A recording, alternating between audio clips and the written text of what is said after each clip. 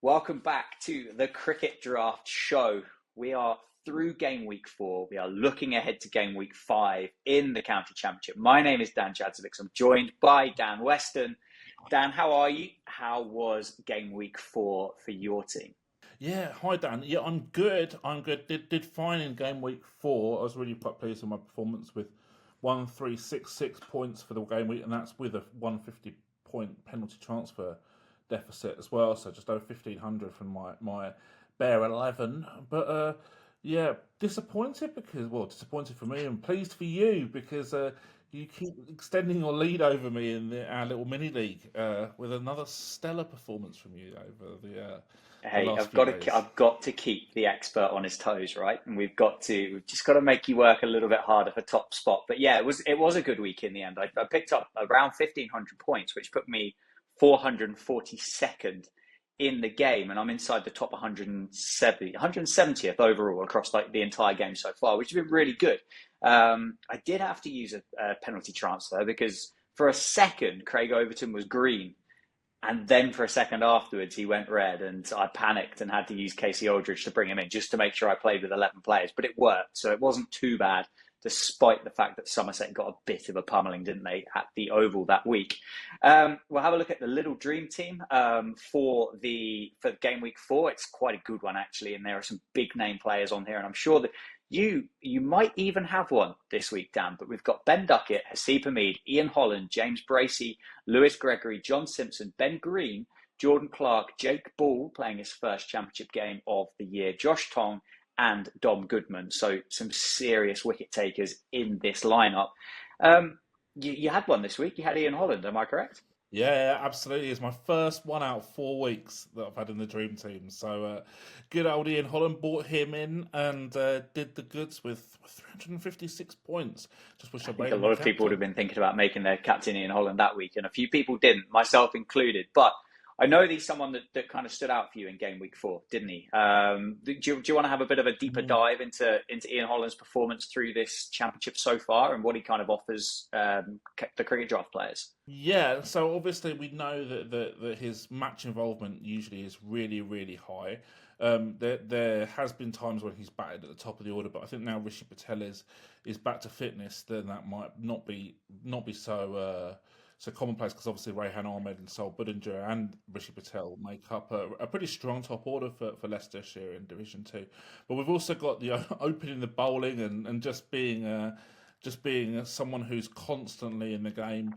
And I also put in Logan Van Beek as well into that. With so two Leicestershire rounders.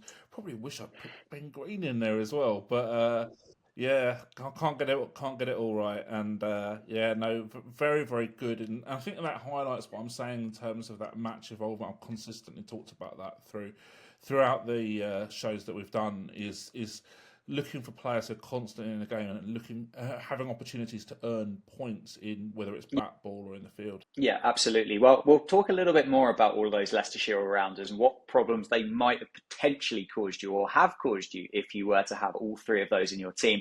I'm going to pick one. I'm going to pick my player here. It's not bad per se, but I went for Caleb Juul this week. The Australian overseas top order batter for Derbyshire played against. It was who did Derbyshire? Middlesex this week, didn't they? Played against Middlesex. He'd scored 556 points in 3 game weeks. Had Caleb Juul for Derbyshire, had taken to the county championship like a duck to water. Last week we were talking about how impressive all the overseas cricketers were in the championship and how easy they were finding it.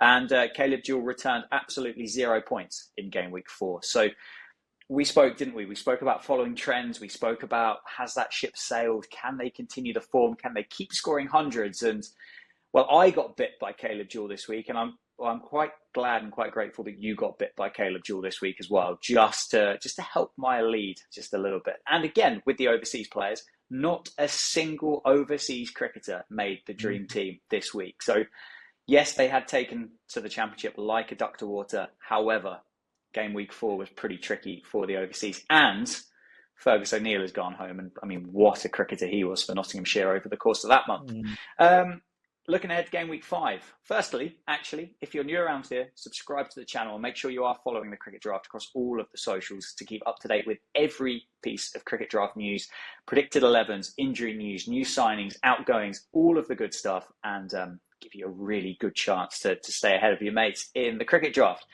Yes, game week 5, most signed, most released. Are any of these players on your radar this week?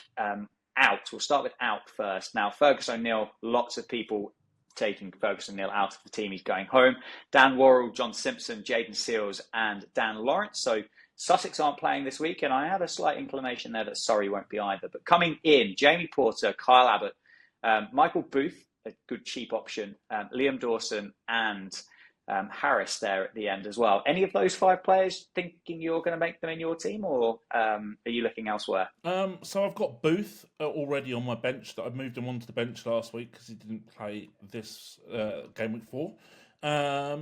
Potentially, I don't know about the others. Marcus Harris. Some expensive players there, isn't there? Liam Dawson, Jamie Porter, and we just spoke how bad Lanks have been. So do you invest in Marcus Harris? Well, Marcus Harris, I think, will score runs, but there's an availability issue for him a little bit further down the line. So it might be a bit of a short-term solution if you do bring him in. Liam Dawson's always going to have his selectors, but the problem is that you never really quite know how much a spinner's going to bowl with the conditions. We've got it a little bit warm at the moment, but the forecast for the end of the weekend and start of next week isn't great. So whether that's going to be conducive to a lot of spinners is another matter. I'm not so sure. I haven't got any of those most popular outs to get rid of apart from Fergus O'Neill. So, and I could bring in Michael Booth for him if I didn't even want to use a sub. So transfer for that. So there's plenty for me to discuss and think about over the next couple of days, and perhaps some longer term stuff as well, which we'll talk about a bit later on in the show. Yeah, we'll start pressing you for some names, won't we, as we get through the episode. But there are a fefew things that you might have missed in game week 4 that might sway your decisions looking ahead to game week 5 and game week 6. Just a couple of highlights here. That Ben Duckett batted number 3 for Nottinghamshire, scored 50 as well, 4 sixes in the innings and had a strike rate of 190, which secured him a spot in the dream team. The Nottinghamshire seamers, Trent Bridge seems to be a great place to go and bowl quickly, doesn't it, at the moment? 3 of the 8 top wicket takers in the Cricket Draft or in the County Championship so far are all from Nottinghamshire, with Fergus O'Neill, Josh Tong, Brett Hutton, Dylan Pennington. With O'Neill going, does that mean that Tong, Hutton, Pennington bowl a little bit more, or does their workload get managed by the ECB?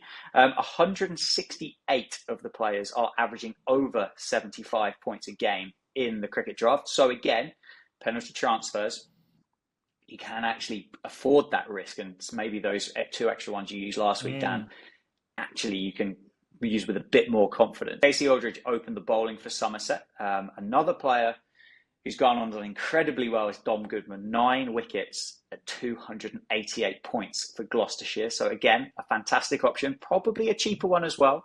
Ben Rain has more points in maidens than 27 other players. And looks like, but we're not sure, looks like Rayan Ahmed will continue to bat in the top 3 for Leicestershire as well, despite the fact that Rishi Patel is back. Whew. With those penalty transfers, Dan, were you confident in making those because of the opportunity for success for all of the players, or were you still a little bit wary of using up those 150 points? Yeah, well, I think 75 points is a really nice sweet spot in terms of not being absurdly costly, and also giving yourself the opportunity to still have a profitable decision. And as you mentioned, there's 168 players who have over 75 points. So DOCs of the Cricket Draft shouldn't be afraid to use them. And I mean, I bought in a lot of players. I bought in Ben Rain, I bought in Logan van Beek, I bought in Ian Holland, I bought in Cody Youssef, I bought in Fergus O'Neill. I couldn't have done all that without free transfers, and they all scored vastly more than 75 points. So, it's sometimes it's a necessary evil, and with all these sort of constricted game weeks where sort of 5 or 6 matches are going on, unless you're really, really amazing at planning ahead, and I've seen some people on Twitter, I've seen their spreadsheets where they've got it all worked out, which teams are playing in for weeks on end. I think if you don't do that, these free transfers and then penalty transfers on top of that are the only way to go, really. Yeah, and as you said, you can do them with a bit of confidence. But we'll talk free transfers game week 5 and game week 6 because there are teams that aren't playing across the next 2 game weeks. You do get 3 free transfers for both of the weeks. So you don't have to use the penalty straight away. And then we'll go back to the usual 2 free transfers per week for game week 7. What changes are you making for game week 4? Who's going out? Who has to go out for you? Who's not playing? And which players are you looking to bring in? Well, I'm in a decent spot this week in terms of availability. I've only got 2 players with the yellow dot, the dreaded yellow dot next to them in the on the squad graphic, and that's Jamie Smith and Fergus O'Neill. Obviously, Fergus O'Neill is done for his stint in Notts now. Jamie Smith just hasn't got a game, but I can bring in Twan Lee for Jamie Smith if I want to anyway, without even making one of my 3 free transfers. So I've got to try and look at it with the week after in mind, where I've got an abundance of players. I think 8 players in my team at the moment are not playing in game week 6. So I've got to start looking at easing a few guys out from those teams with a viewpoint to game week 6 for sure. Otherwise, I'm going to be bankrupt with all the penalty transfers I need to make. Do you think you can lose that many points? Well, I think I'm only allowed to use three penalty transfers this week and 2 next week. 2 next week, 2 next week could be a really viable prospect. But I mean, I think next week, if I don't plan ahead properly this week, I could be. I would take 5 or 6 if I could.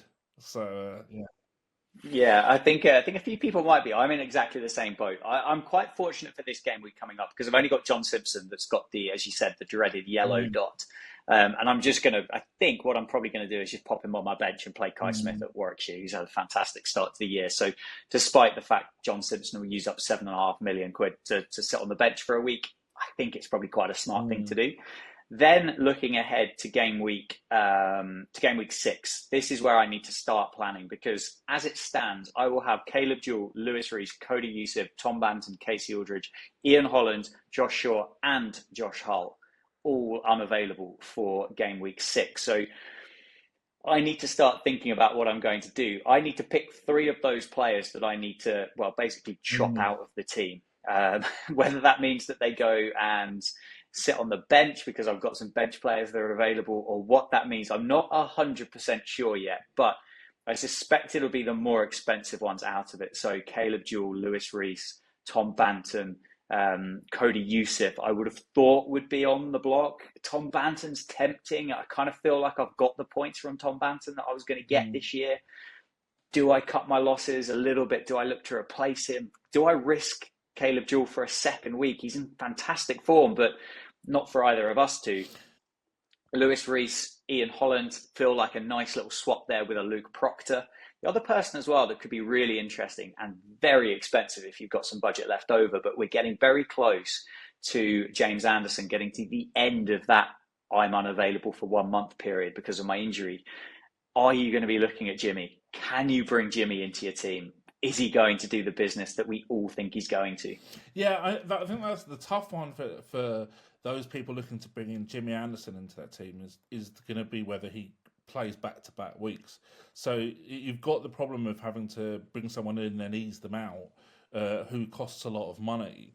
So it's quite a high-risk option, but with high risk sometimes comes high rewards. So I'm sure there'll be plenty of people looking for Jimmy Anderson to have an impact in their team when he's available. Absolutely. Well, thank you so much for joining us. Make sure you are subscribed to the channel. Drop us a comment as well. Let us know what substitutions you're making. Let us know how you're getting on in the game. Let us know what your thoughts are. Let us know who your players have been. Let us know what we might have missed because, again, there are so many players to consider. It's hard to keep track of everybody. But Dan, thank you so much for your time. Good luck for game week 5. Not that much luck, though. I hope I continue just to stretch this margin out between the two of us. But best of luck to you. Best of luck to everybody that's playing this week. And we will see you again ahead of game week 6 when, Yeah, you and I, we're going to have to do some serious work to get these teams out on the field for game week 6. 100%. But looking forward to it. It's part of the challenge, right?